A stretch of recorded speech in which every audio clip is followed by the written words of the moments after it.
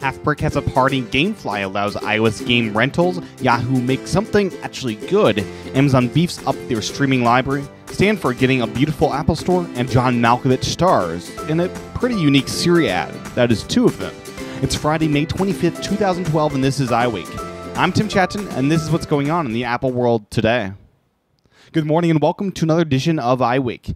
Kicking off today's Friday episode is a celebration from the Halfbrick studio.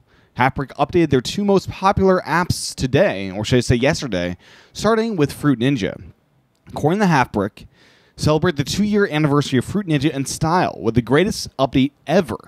The world of fruit slicing phenomenon is about to get a whole lot juicier, with a whole range of new features and awesome characters to ramp up the excitement. Prepare to fall in love with your favorite game all over again, and check out the full list of brand new features that I'll get into right now. Version 1.8 includes, first off, the Star Fruit, worth its weight in gold, but way more juicy. This delectable delight has long been the currency of ninjas the world over. Just try not to eat your profits. Next up, Goose's Cart. Use Star Fruit to boost your arsenal with exhilarating power-ups and never-before-seen superfruit. Our traveling merchant Gutsa and his porky pal Truffles will ensure you always get the best deal possible. Next, Bomb Deflex. Swat those pesky bombs into oblivion with a skillful new ninja move, and watch your high scores rise. Berry Blasts allow you to prepare for things to get messy with this highly explosive new superfruit. Lastly, the Peachy Time. These succulent peaches add extra time to arcade and zen modes for longer games and seriously high scores. Push yourself to the limit as you battle to keep the clock ticking. They close by saying the Halfbrick team by saying a huge thanks, basically, to our amazing fans for the continued support over the last 2 years. It's been an incredible journey, and we couldn't have done it without you. We're just getting started, and we can't wait to bring even more new content in the not-too-distant future. As always, keep the feedback coming and enjoy the game. Stay juicy, the Halfbrick team. The other big Halfbrick studio game to get updated is my personal favorite, Jetpack Joyride. According to the Halfbrick team, Jetpack Joyride gets another huge update. Flash the Dog DJ headphones with remixed theme song and even more gadgets. They continue on by saying, legitimate research had no idea what they created with the latest batch of greatest gadgets, and their latest is Flash. Flash is a gadget, and he runs alongside helping you collect coins, tokens, and more. That is when he isn't busy jumping on scientists and sniffing the ground. Legitimate research even modified Barry's vehicles to include Flash, such as a sidecar for the badass Hog and the gravity suit and much more.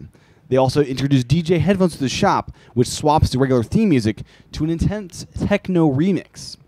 So the new gadgets are Flash, a dog that helps you collect more coins, the De-Zappinator. Zappers are prone to failure and sometimes fizzle out with this. And lastly, the Turbo Boost, a crazy flying contraption that drops boost rings, flinging you forwards, and a destructive explosive. And the new shop item, the DJ headphones, where you get to listen to techno music. The update is out now, and I can't wait to try out these new gadgets. Another app news is Yahoo attempting to change your web browser to a new one called Access for iOS. According to their App Store description, Yahoo Access is a new browser that redefines what it means to search and browse the web on your iPhone, iPad, and even your desktop. Access offers the only one-stop shop for search experience that allows you to enter your search, see and interact with these results, and find what you need without ever leaving the page you are on. Plus, it includes rich visual snapshots of each result so you can preview the site before you visit it. Access finds your answers fast and always keeps you moving forward. Access is also the only mobile browser that works with your favorite desktop browser to automatically connect your online experiences across all your devices. Your bookmarks and recently visited pages are always available whenever you need them. And this is pretty cool. So this will seamlessly allow you to go from mobile to iPad to desktop, and it'll pick up where you left off, kind of what Google Chrome tab syncing does. The new users of this app are loving it. So far, over 250 users rated this app with a 4.5-star rating. Not too shabby for a company that many wrote off. I'll give this a try and see what I think. My first impressions are that I think it's going to be good, but it's going to take a lot for me to give up Safari. And other app news is GameFly. They're starting up a subscription gaming service for both iOS and Android. According to The Verge, GameFly has been called the Netflix for video games, and they're going to do that for iOS. Their plan is to basically provide a Netflix-like app that lets you, within this app, play an unlimited number of games for a monthly fee. Sounds like a great idea as long as Apple approves it. They're also going to work on an Android version of this, so that's coming out in November. The iOS version is expected very soon. They're gonna have to work with game developers, so don't expect any big games right away. Speaking of Netflix, is the Netflix's streaming competitor, Amazon.com.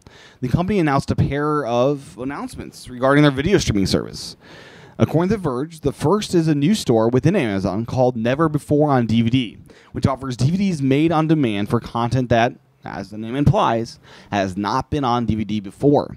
Amazon says that around 2,000 titles are available, and some of that content should be available to stream on Amazon's instant video service. Most of the content, however, is not so popular TV shows and some classic movies. Amazon also announced, this is the bigger one I think, a deal with Paramount to offer hundreds of its movies via the Prime instant video service, including titles like Mission Impossible 3, Breakfast at Tiffany's, and Top Gun. The agreement is good for the next 3 years. I personally love this as competition keeps Netflix on their toes. In other news, I just want to briefly mention that Stanford's mini Apple store is going to be shut down by the end of this year and replaced by a beautiful full-sized glass-enclosed Apple store. The store is set to open before the end of this year, and at that time, the mini store will close down. And other tech news is the one competitor story of the day, I guess you can call it that, is HP slashing 8% of their workforce.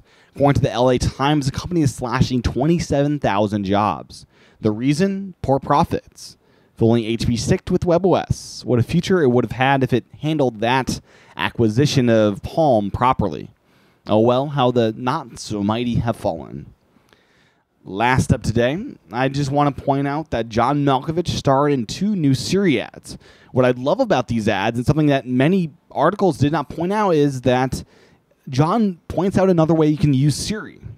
John Malkovich uses Siri, which is single-word queries, such as life, weather, tomorrow, a city name, like just saying Los Angeles. There are dozens more of these single-word requests that you can make to Siri. I find this insightful and quite awesome that you can use Siri with just a single word. Keep in mind that using a single word will make it harder to have Siri deduce your context, but having a single word query is a cool idea and something that works. You can find these 2 commercials on Apple's YouTube channel, youtube.com/Apple, or just on Apple's website. It's there as well. Before closing out today's show, I just want to remind everyone, as it is Friday, that iWake Again is airing tomorrow. That's the Saturday show, and that's the show I go on for about 30 minutes with the co-host, Jerome. And we discuss all things Apple, and it's a more free-form show than this monologue news show is. iWake Again is for those that really appreciate iWake and want to pay for it. iWake takes time, and time is money. It really is not an easy thing for me to produce this every day and make sure it's up every day. So if you appreciate iWake, it's $10 a month to subscribe to iWake Again. That lets you pay for the daily show as well as get extra content on Saturday. So if you'd like to join the iWake Again community, head on over to iwakepodcast.com/again. Once again, that is iwakepodcast.com/again. Well, that's what's going on in the Apple world today. And that will do this week for some of us, but not everyone. If you are an iWake Again subscriber, join me tomorrow for another episode. Talk to everyone else on Monday. Aloha.